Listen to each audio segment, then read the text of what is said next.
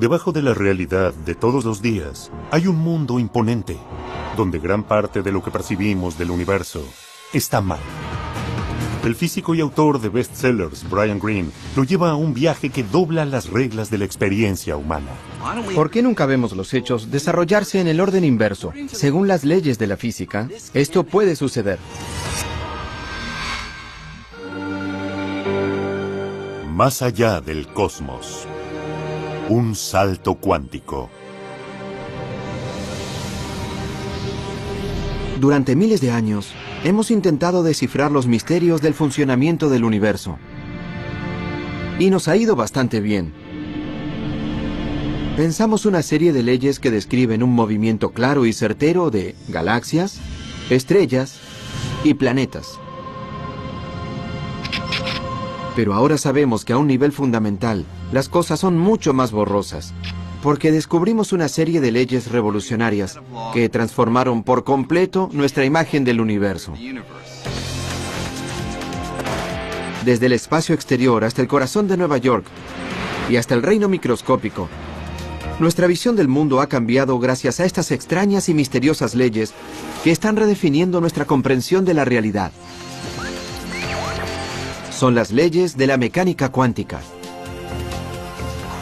Las reglas de la mecánica cuántica se aplican a cada átomo y a cada diminuta partícula de toda la materia, a estrellas y planetas, a rocas y edificios, y a usted y a mí. No notamos lo extraño de la mecánica cuántica en la vida cotidiana, pero siempre está allí si uno sabe dónde mirar. Solo hay que cambiar la perspectiva y llegar a la escala más pequeña, al nivel de los átomos y a las partículas que están dentro de ellos. En el nivel cuántico, las leyes parecieran ser completamente diferentes a las leyes familiares que se aplican a los objetos grandes y cotidianos. Y una vez que los observamos, nunca volvemos a mirar el mundo de la misma manera. No hace mucho pensábamos que lo teníamos bastante resuelto. Las reglas que se aplican a cómo los planetas hacen una órbita alrededor del Sol, cómo una pelota realiza una parábola a través del cielo, cómo las ondas se mueven en círculos sobre la superficie de una laguna. Estas leyes fueron descritas en una serie de ecuaciones llamadas mecánica clásica y nos permitieron predecir el comportamiento de las cosas con certeza. Todo parecía tener un sentido perfecto. Hasta hace unos 100 años, cuando los científicos intentaban explicar algunas propiedades inusuales de la luz. Por ejemplo, la clase de luz que emiten los gases cuando se calientan en un tubo de vidrio. Cuando los científicos observaron esta luz a través de un prisma, vieron algo que nunca habían esperado. Si calentaras gas y lo miraras por un prisma, formaría líneas. No el espectro continuo que uno espera proyectado por un pedazo de vidrio cortado sobre una mesa, sino líneas muy distintivas. No da un arco iris claro de luces. Da rayos precisos de luz de colores muy específicos.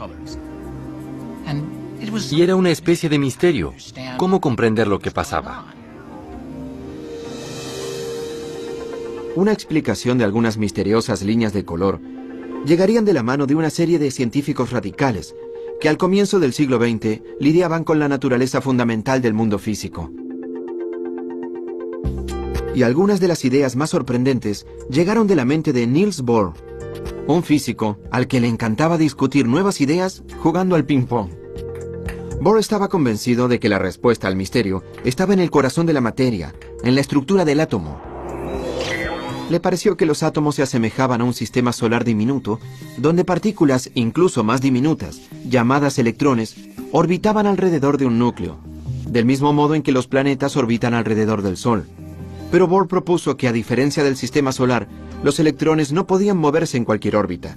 Solo ciertas órbitas les estarían permitidas. Tenía una idea muy sorprendente que contrariaba por completo a la física, que es que había estados definitivos, órbitas fijas que podrían tener estos electrones y solo esas órbitas. Bohr decía que al calentarse un átomo, sus electrones se agitaban y saltaban de una órbita fija a la siguiente. Cada salto emitiría energía en formas de luz y longitudes de onda muy específicas. Y por eso los átomos producen colores muy específicos. De aquí es de donde sale la frase salto cuántico. De no ser por el salto cuántico, uno obtendría la totalidad de los colores saliendo del átomo a medida que se excitaba o se calmaba. Pero eso no es lo que vemos en el laboratorio. Se ven rojos y verdes muy intensos. El salto cuántico es el origen y el autor de ese color intenso. Lo que hacía tan sorprendente al salto cuántico era que el electrón pasa directamente desde aquí hasta allí, aparentemente sin moverse por el espacio intermedio. Era como si Marte de pronto pasara de su propia órbita hacia la de Júpiter. Bohr argumentaba que el salto cuántico surgía de una extraña propiedad fundamental de los electrones y de los átomos, y que su energía viene de trozos discretos que no pueden subdividirse, cantidades específicas mínimas llamadas quantum. Y por eso solo hay órbitas discretas y específicas que los electrones pueden realizar. Los electrones debían estar aquí o allí, simplemente en ningún otro lado intermedio. Y eso en la vida cotidiana no se parece a nada. Por más misterioso que pudiera ser, la evidencia rápidamente se acumuló, demostrando que Bohr tenía razón. Los electrones seguían una serie de reglas diferentes que los planetas o las pelotas de ping-pong. El descubrimiento de Bohr cambió el juego. Y con esta nueva imagen del átomo, Bohr y sus colegas se hallaron en un curso de colisión con las leyes físicas aceptadas. El salto cuántico era solo el comienzo. Pronto las radicales visiones de Bohr lo llevarían cara a cara con uno de los físicos más grandes de la historia. Albert Einstein no le temía a las nuevas ideas. Pero durante los años 20, el mundo de la mecánica cuántica comenzó a virar en una dirección en la que Einstein no quería ir. Una dirección que se desviaba por completo de las predicciones absolutas y definitivas, que eran el sello de la física clásica. Una prueba en particular que se conocería como el experimento de la doble rendija, expuso misterios cuánticos como ningún otro. Si uno buscaba una descripción de la realidad basada en la certeza, sus expectativas serían destrozadas.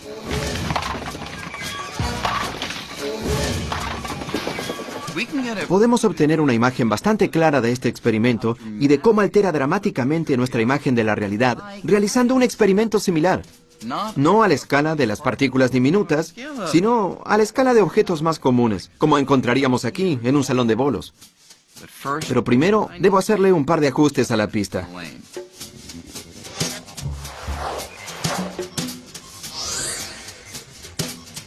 Uno esperaría que si hago rodar algunas de estas bolas por la pista, o bien nos detendrá la barrera, o pasaría por una de las rendijas y golpearíamos la pantalla de atrás.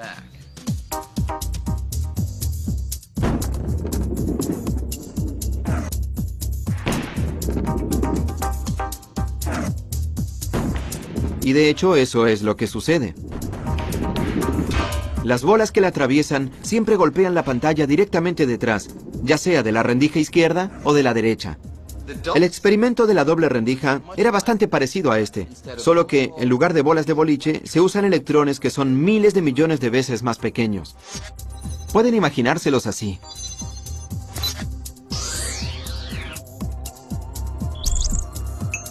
Veamos qué sucede si lanzo varias de estas pelotas. Cuando los electrones son lanzados a las dos rendijas, algo muy distinto sucede del otro lado. En lugar de golpear solo dos áreas, los electrones acaban por todas partes de la pantalla detectora, creando un patrón de rayas, incluyendo algunas justo entre las dos rendijas. El mismísimo lugar que uno creería que estaría bloqueado. Entonces, ¿qué pasa? Bien, para los físicos, incluso en los años 20, este patrón podía significar solo una cosa. Olas. Las olas hacen toda clase de cosas interesantes. cosas que las bolas de boliche nunca harían. Pueden dividirse, pueden combinarse. Si enviara una ola de agua a través de las dobles rendijas, se dividiría en dos, y luego las dos series de olas se intersectarían. Picos y valles se combinarían agrandándose en algunos lugares, haciéndose más pequeños en otros, y a veces cancelándose entre sí. Si la altura del agua corresponde al brillo de la pantalla, los picos y valles crearían una serie de rayas en lo que se conoce como un patrón de interferencia. Entonces, ¿cómo pueden los electrones, que son partículas, formar ese patrón? ¿Cómo puede un electrón único acabar en lugares en donde iría una ola?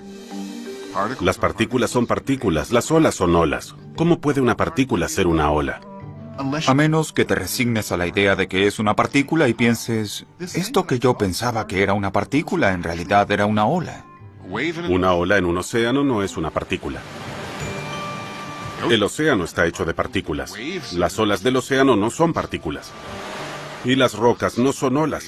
Las rocas son rocas. Así que la roca es un ejemplo de la partícula. Una ola en el océano es un ejemplo de una ola en el océano. Y ahora alguien te dice que una roca es como una ola en el océano. ¿Qué?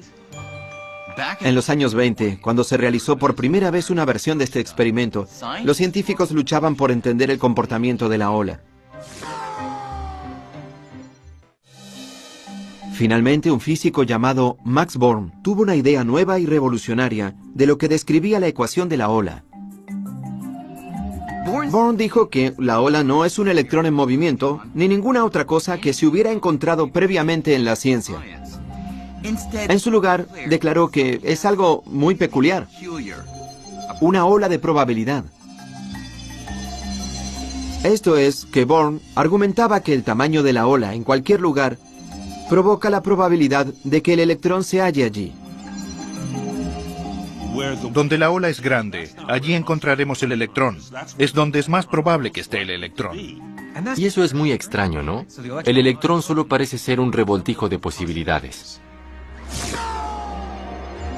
No se te permite preguntar dónde está el electrón ahora.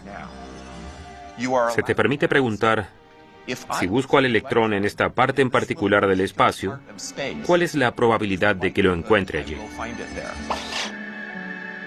O sea, eso molesta a cualquiera, en cualquier momento. Por más extraño que parezca, esta nueva manera de describir cómo las partículas y los electrones se mueven es correcta en realidad. Cuando lanzo un electrón único, nunca puedo predecir dónde acabará. Pero si utilizo la ecuación de Schrödinger para hallar la ola de probabilidad del electrón, sí puedo predecir con gran certeza que si lanzo los suficientes electrones, digamos que un 33,1% acabarían aquí, un 7,9% acabarían allí, y así sucesivamente. Esta clase de predicción ha sido confirmada una y otra vez con experimentos, así que las ecuaciones de la mecánica cuántica resultan ser increíblemente certeras y precisas. Siempre y cuando podamos aceptar que tiene que ver con la probabilidad.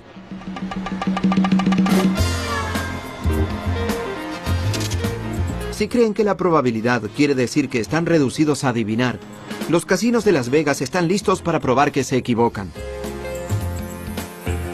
Intenten en cualquiera de estos juegos de azar y verán el poder de la probabilidad. Digamos que hago una apuesta de $20 en el 29 en esta mesa de la ruleta.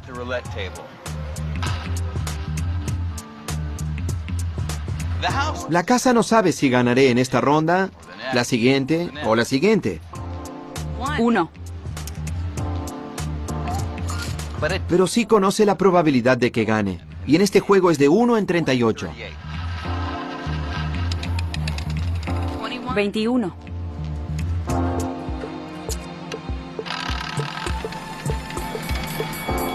29. Así que a pesar de que gane de vez en cuando, a la larga la casa siempre se lleva más de lo que pierde. El punto es que la casa no tiene que conocer el resultado de ningún juego de naipes, de dados o de la ruleta. Los casinos aún pueden estar confiados de que a lo largo de miles de giros, manos y vueltas, ellos van a ganar. y pueden predecir con una precisión exquisita exactamente con qué frecuencia. Según la mecánica cuántica, el mundo en sí es un juego de azar muy parecido a este. Toda la materia del universo está compuesta de átomos y partículas subatómicas que siguen las leyes de la probabilidad, no de la certeza. En su base, la naturaleza es descrita por una teoría intrínsecamente probabilística. Y eso va muy en contra de la intuición. Es algo que a muchos les resultaría difícil de aceptar. Una persona a la que le resultaba difícil era Einstein. Einstein no podía creer que la naturaleza fundamental de la realidad, en su nivel más profundo, fuera determinada por el azar. Y esto es lo que Einstein no podía aceptar. Einstein dijo, Dios no juega a los dados.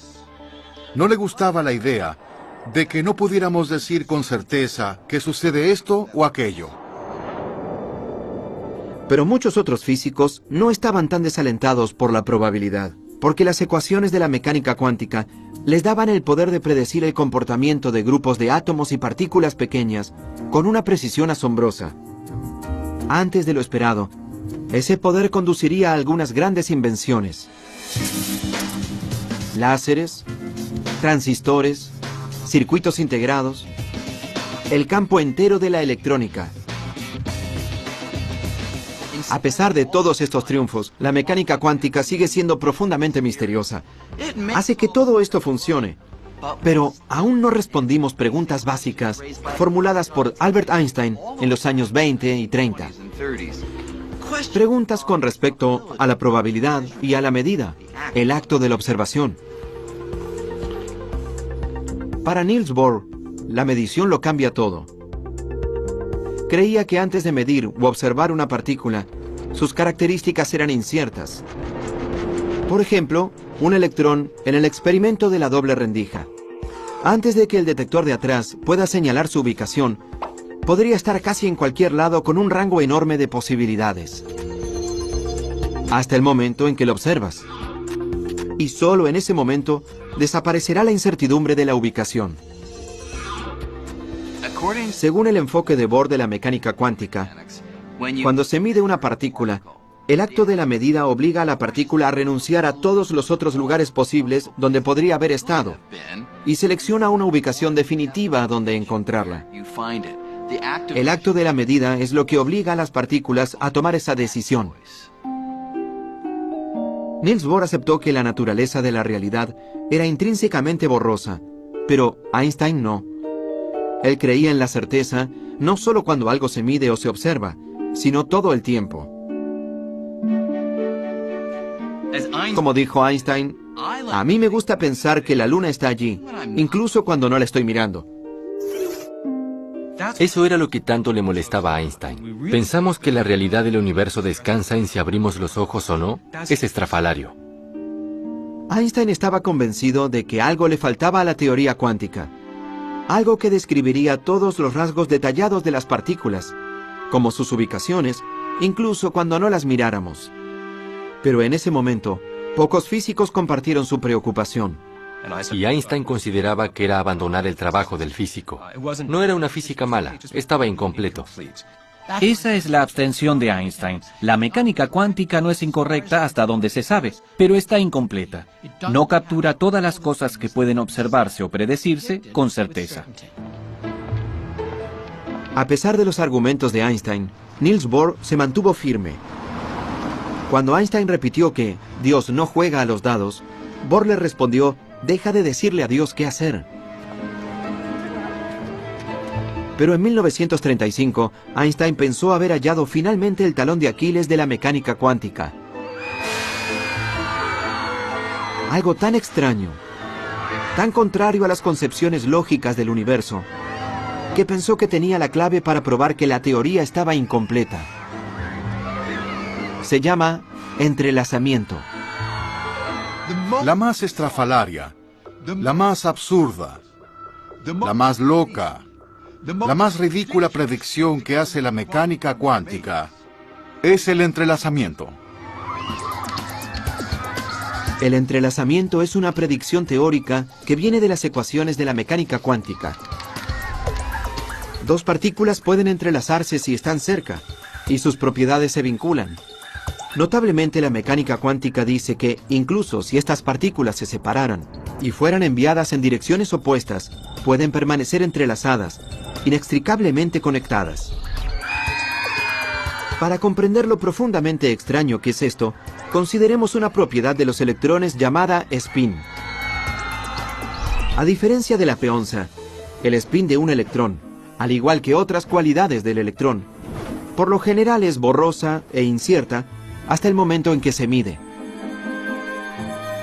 Y al hacerlo veremos que gira en el sentido de las agujas del reloj o en el sentido contrario a las agujas del reloj. Es parecido a esta ruleta. Cuando deje de girar acabará azarosamente en el rojo o en el azul.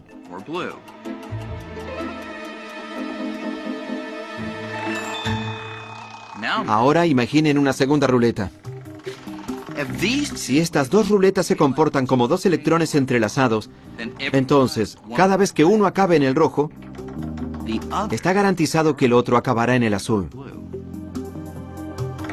Y viceversa. Ahora, como las ruletas no están entrelazadas, que suceda eso sería sospechoso. Pero la mecánica cuántica de Niels Bohr y sus colegas llegaron incluso más lejos, prediciendo que si una del par estaba lejos, incluso en la Luna, sin cables ni transmisores que las conecten, aun si miráramos una y la encontráramos en rojo, la otra seguramente estaría en azul. En otras palabras, si midiéramos una partícula aquí, no solo la afectaríamos a ella, sino que la medida también afectaría a su compañera entrelazada, sin importar lo distante que esté.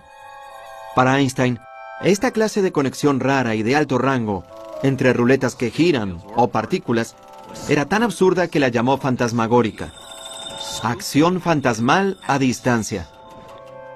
Lo sorprendente es que cuando mides una partícula, afectas el estado de la otra partícula.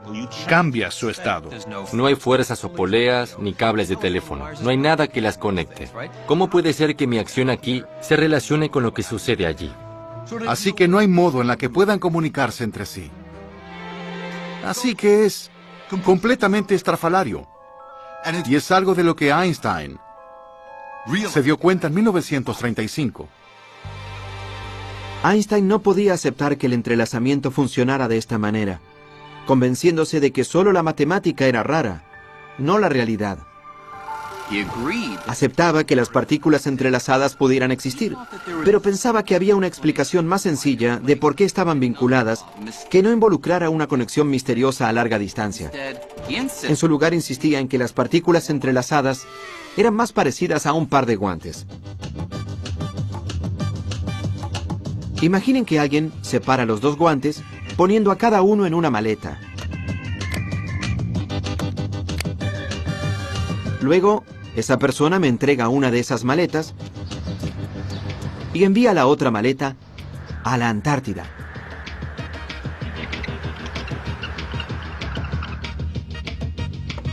Gracias. Antes de mirar dentro de mi maleta, ya sé que tiene un guante derecho o izquierdo. Y al abrir mi maleta, si encuentro un guante izquierdo, entonces sé que en ese instante, la maleta en la Antártida debe contener un guante derecho, incluso a pesar de que nadie miró dentro de ella. No hay nada misterioso en esto. Obviamente, al mirar dentro de la maleta, no afecté a ninguno de los dos guantes. Esta maleta siempre tuvo un guante izquierdo. Y la de la Antártida siempre tuvo uno derecho. Eso se determinó en el momento en que los guantes se separaron y se empacaron. Einstein pensaba que exactamente la misma idea se aplicaba a las partículas entrelazadas. Cualquiera sea la configuración en la que están los electrones, debe haber estado completamente determinada desde el momento en que se separaron. Entonces, ¿quién tenía razón? ¿Bohr, que apoyaba las ecuaciones que decían que las partículas eran como ruletas que giraban, que podrían vincular de inmediato sus resultados azarosos, incluso atravesando grandes distancias? ¿O Einstein, que creía que no había una conexión fantasmal, sino que, en su lugar, todo estaba decidido mucho antes de mirar?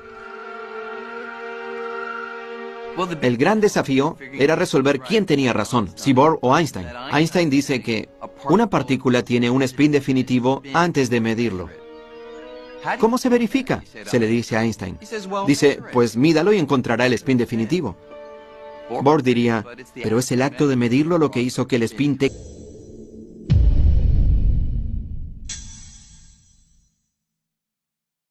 ese estado definitivo. Nadie sabía cómo resolver el problema.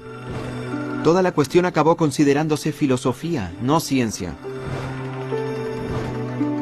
En 1955, Einstein murió, aún convencido de que la mecánica cuántica ofrecía, como mucho, una imagen incompleta de la realidad.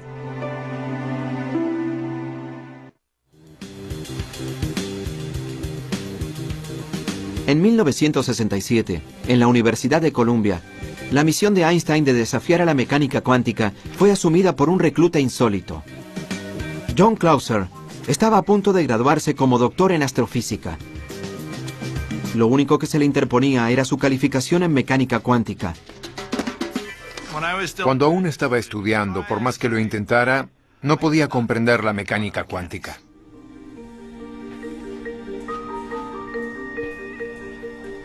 Clauser se preguntó si Einstein podría estar en lo cierto cuando hizo un descubrimiento que cambió su vida. Era una publicación poco conocida de un físico irlandés también poco conocido, llamado John Bell. Increíblemente, Bell parecía haber hallado una manera de romper el bloqueo entre Einstein y Bohr y demostrar de una vez por todas quién tenía razón acerca del universo. Creía que la visión de la mecánica cuántica estaba probablemente equivocada. Al leer la publicación, Clauser vio que Bell había descubierto cómo saber si las partículas entrelazadas se comunicaban con una acción fantasmal, como las ruletas, o si no había nada fantasmal en absoluto, y las partículas ya estaban determinadas, al igual que el par de guantes.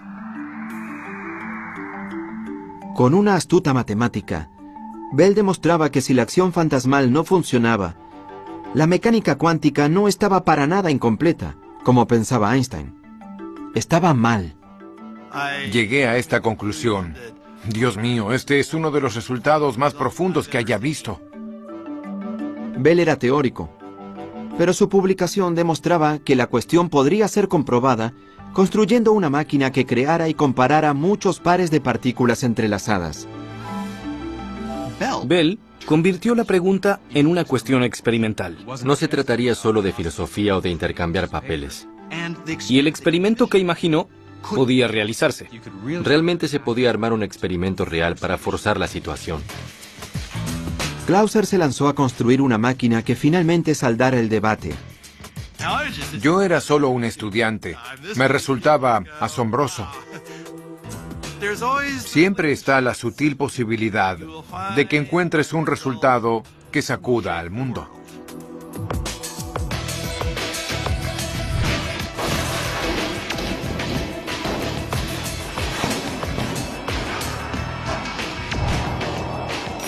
La máquina de Clauser podía medir miles de pares de partículas entrelazadas y compararlas en muchas direcciones diferentes.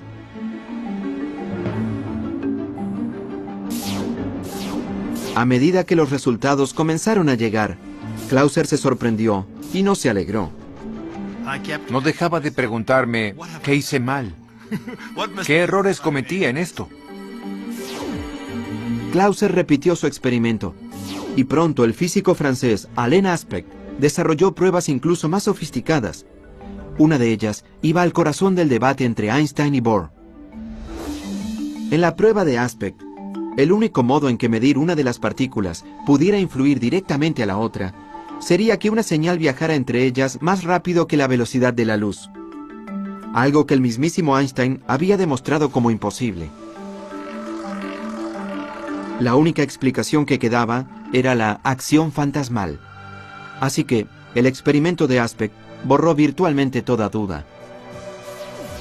El resultado de estos experimentos son sorprendentes y demuestran que la matemática de la mecánica cuántica está en lo cierto. El entrelazamiento es real.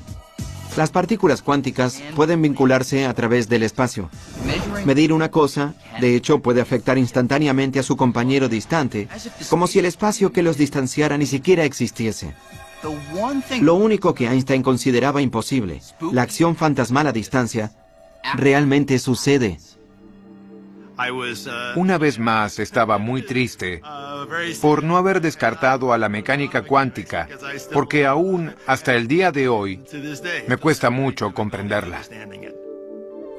Eso es lo más estrafalario de la mecánica cuántica. Es imposible siquiera comprender. Ni siquiera me pregunten por qué.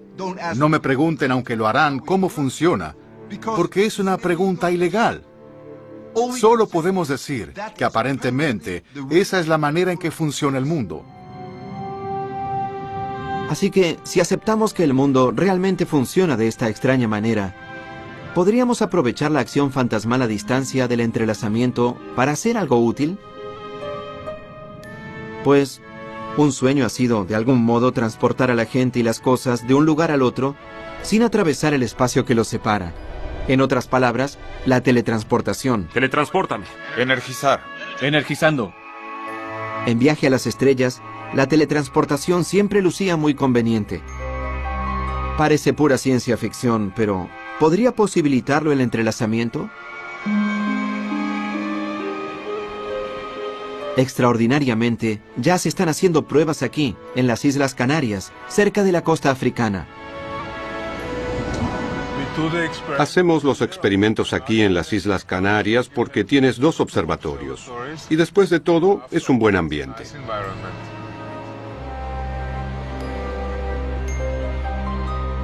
Anton Zeilinger está lejos de teletransportarse como cualquier otro humano.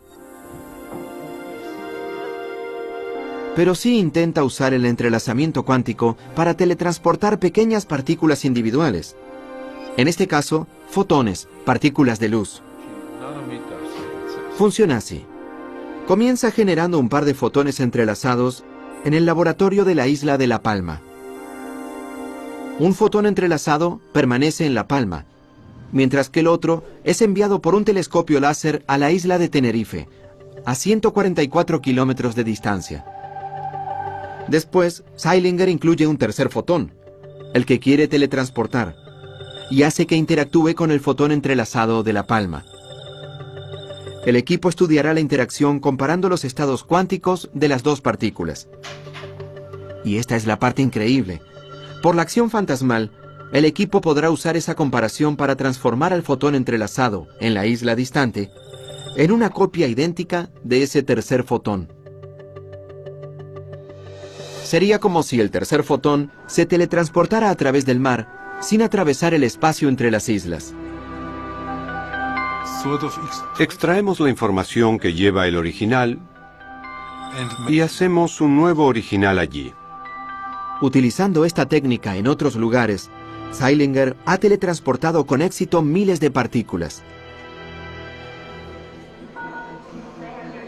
Pero, ¿podría ir esto incluso más lejos? Ya que estamos hechos de partículas, ¿podría este proceso hacer posible la teletransportación humana?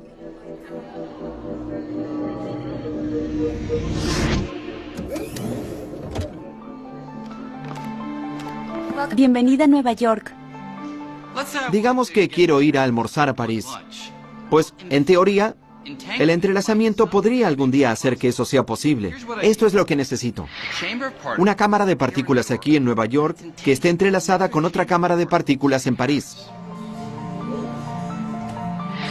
Por aquí, señor Green. Entraría a una cápsula que sería como un escáner o una máquina de fax. Mientras el aparato escanea la gran cantidad de partículas en mi cuerpo, más partículas que estrellas en el universo observable, a la vez escanea las partículas de la otra cámara y crea una lista que compara el estado cuántico de ambas series de partículas. Y aquí es donde entra en juego el entrelazamiento. Por la acción fantasmal a distancia, esa lista también revela cómo el estado original de mis partículas se relaciona con el estado de las partículas en París. A continuación, la operadora envía esa lista a París. Allí usan los datos para reconstruir el estado cuántico exacto de cada una de mis partículas y un nuevo yo se materializa. No es que las partículas viajen de Nueva York a París. es que el entrelazamiento permite que mi estado cuántico sea extraído en Nueva York y se reconstituya en París, hasta la última partícula.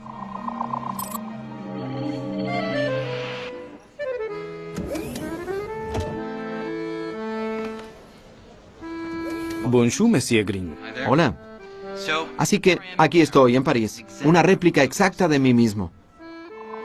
Y mejor que sea así, porque medir el estado cuántico de todas mis partículas en Nueva York ha destruido a mi yo original.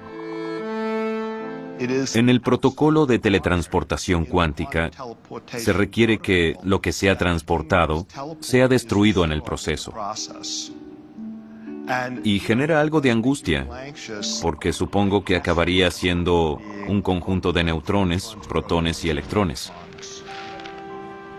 No lucirías muy bien. Hoy estamos lejos de la teletransportación humana, pero la posibilidad provoca la pregunta. El Brian Greene que llega a París, ¿soy realmente yo? Pues no debería haber ninguna diferencia entre el viejo yo de Nueva York y el nuevo yo aquí en París. Y la razón es que, según la mecánica cuántica, no son las partículas físicas lo que hacen que yo sea yo, sino la información que contienen estas partículas. Y esa información fue teletransportada exactamente. Todos los trillones y trillones de partículas que componen mi cuerpo. Es un tema filosófico muy profundo. Si lo que llega a la estación de recepción es el original o no. Mi postura es que con original nos referimos a algo que tenga todas las propiedades del original. Y si este es el caso, sí es el original. Yo no me metería en esa máquina. Ya sea que la teletransportación humana alguna vez se vuelva o no una realidad, la falta de certeza de la mecánica cuántica tiene toda clase de aplicaciones prácticas. Aquí en el MIT, Seth Lloyd es uno de los muchos investigadores que intentan aprovechar la mecánica cuántica de maneras poderosas y nuevas. La mecánica cuántica es rara, tan solo es así. Así que la vida nos está dando limones raros. ¿Podemos hacer limonada rara con esto? La limonada rara de Lloyd llega en forma de una computadora cuántica.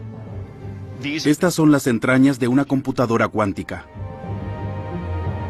Este invento de oro y bronce puede no lucir nada parecido a una computadora familiar, pero en su corazón habla el mismo idioma.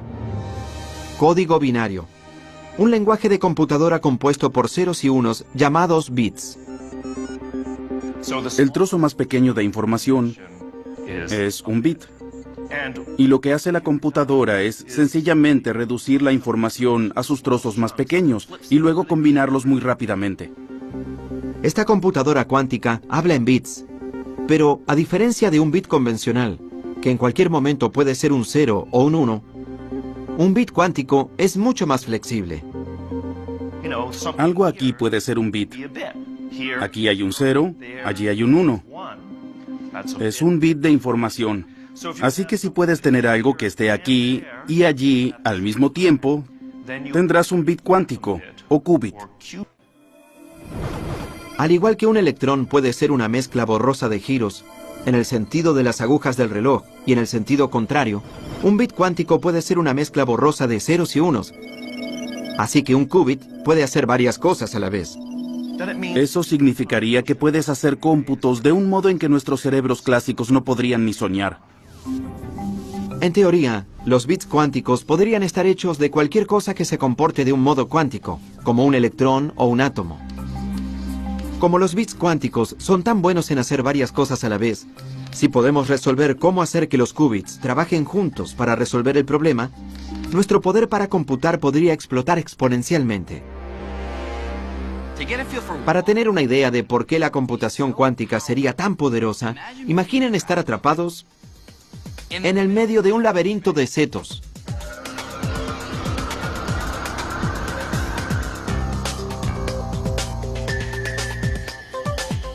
Lo que uno quiere es hallar la salida lo más rápido posible. El problema es que hay muchas opciones. Y solo puedo probarlas una por vez.